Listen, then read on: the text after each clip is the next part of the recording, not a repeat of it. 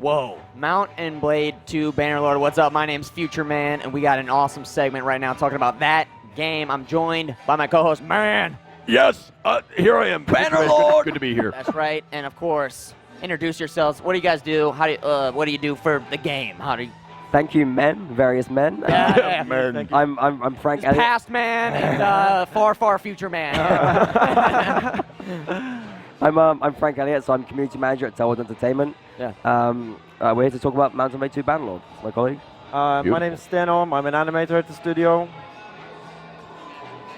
This game, you guys are. I think I just got muted for a second. You I went did. too far No, you're into back the now. future, man. I went too far into the future. That's Am I right. Here? You're here. Yes. Okay, Some okay. dimensional rip there. So you guys, it looks like a crazy, chaotic, medieval battlefield that you're on. That's exactly what it is. Yeah, Only part of it though, but that's yeah. only part of it. Tell us what do you do? You boot up this game. Tell us how it works.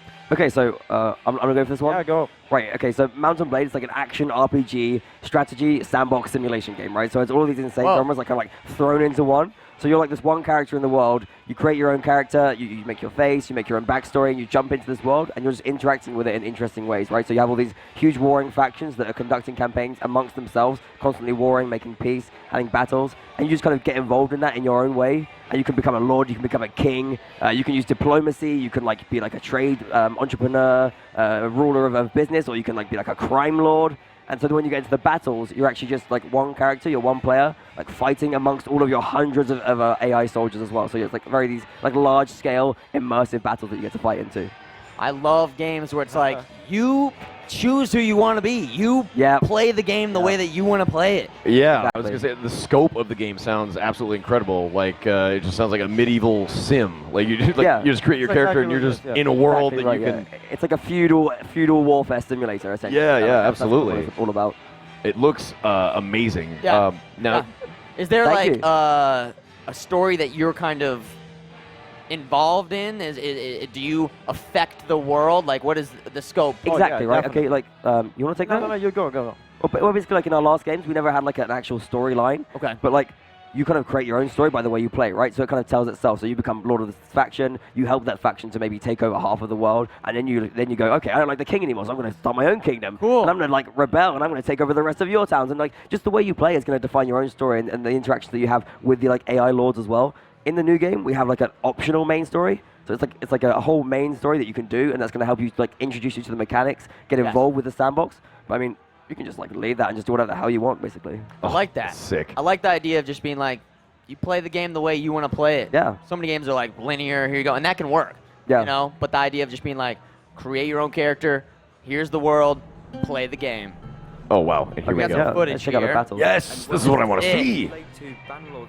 So this is like kind of like our deployment phase. So like you build your siege weapons on the the campaign map, and you get a chance to kind of throw them in here. So we're gonna see this sort of.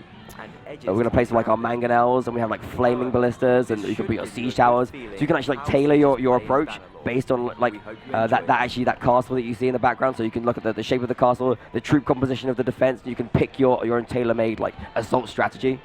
And Wow. So when you actually get into the game, so we just control a single character, right? And so you're just letting your guys, they can just like do what they want and act on their own impulse. And instead, you want to kind of take over. Right when you hit start, does everybody just kind of start going in, or is there a way that you can kind of... You can actually choose.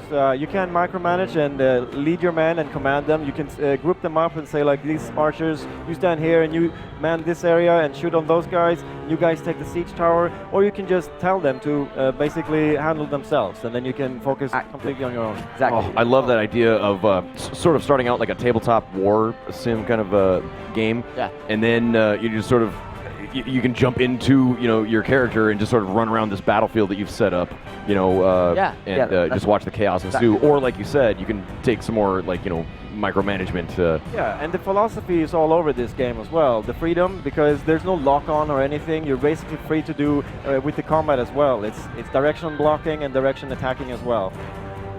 Now... But one really important thing that I want to let you guys know about is that anything you can see that like any AI soldier's doing here, the player can actually do themselves. So we saw the player like just a second ago pushing his soldier aside, like grabbing control of the mangonel, saying, I'm going to take control of this, I'm going to steer it, I'm going to fire it at this pit in the wall, I'm going to blast that off.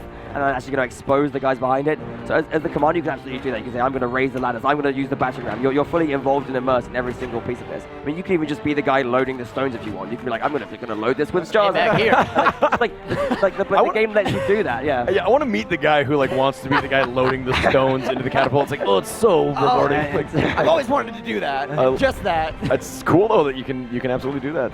Yeah, the options. And like if you do that and like you do it instead of the AI soldier doing it, he gets like annoyed. He just like throws a stone down when you like put it in his place as well. Wow. You get like some interesting interaction. So again, here you see like you're involved with the AI, so they're gonna come and help you raise that ladder. They're gonna be pushing onto the walls as well. Yes, storm the walls. Look at that. I am such a sucker for the medieval setting. I gotta say, if you could just put a sword in my hand, in any game, I'm just like, yeah, I will play that game. Yeah, I will play that game. Get me in there. Well, here you have everything. There's big axes, small axes, and swords, one-handed and two-handed. We're rocking a two-handed sword right here. Oh, the battering ram. There it is. Now, You can grab that and push that as well. Just yourself.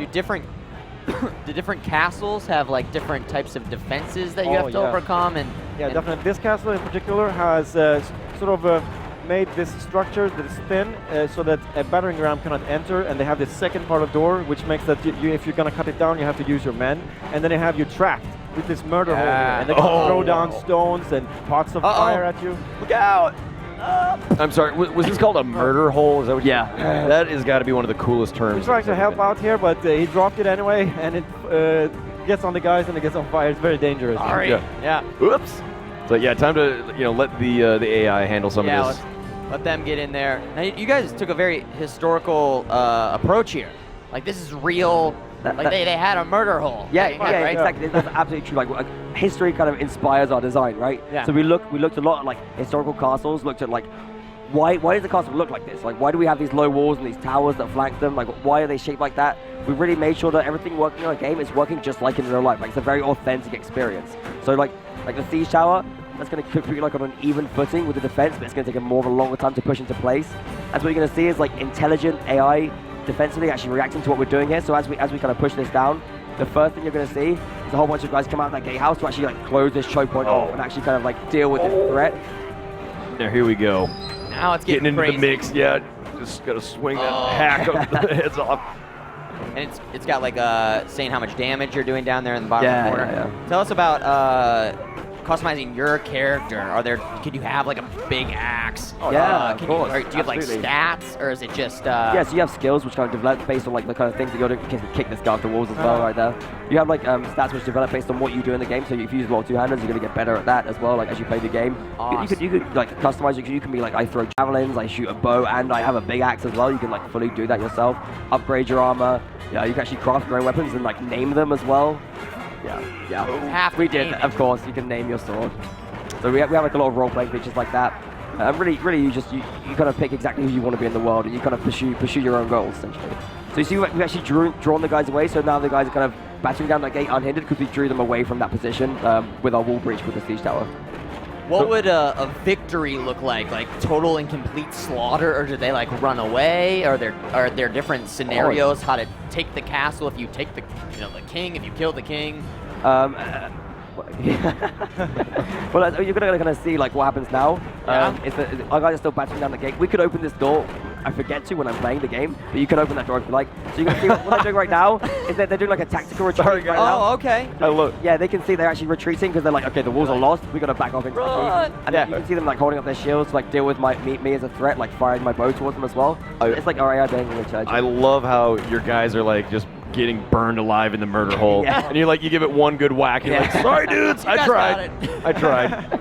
But one of the things I'm wondering, so if your character dies on the battlefield, is that like the game over forever, or is it just like it's just a failed run? The rest in Warband, our previous game, that happened, but in this game, the rest is simulated, so you can still watch it and how it goes. Okay, yeah, that's kind of what I was wondering. Is it just like over if you're dead? Okay, that's cool. But if you get knocked out in battle, you can get wounded. So if you lose that battle, the enemy will take you prisoner, and then you can spend a couple of days in prison. You get dragged around the map and get sold back to your faction. Wow, yeah. That is awesome. I love that idea of being taken prisoner and being made to do things. It feels very like you completely lose control of where you're going, and you're very like kind of you lose all the power and everything with that. We'd everybody's like party time. This is like the end of a Battle Mountain Blade. Everyone's cheering and having like an awesome time.